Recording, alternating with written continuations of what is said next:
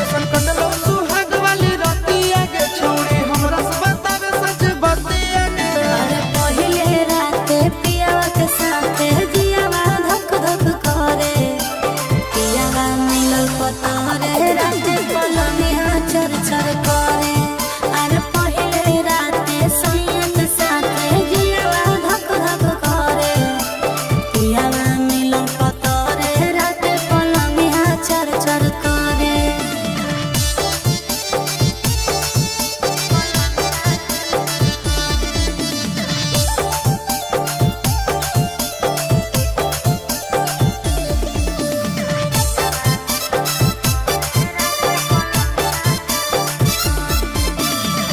कोरा में साटा के पियावा दियावा गोताया रे, घुंघटा उठा के सैया जतरा बनाया रे।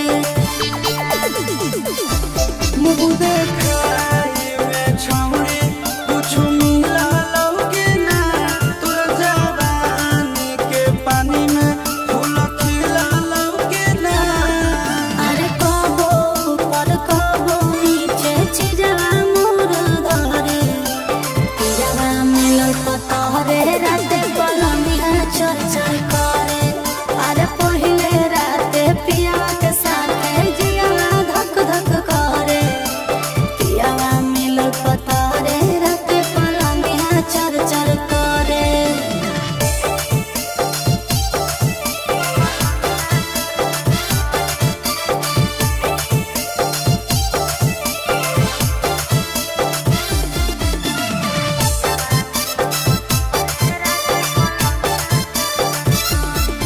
सोनावा के नथिया सोइया हमारा ले लाया रे, प्यार से धीरे धीरे अपने से पहनाया रे।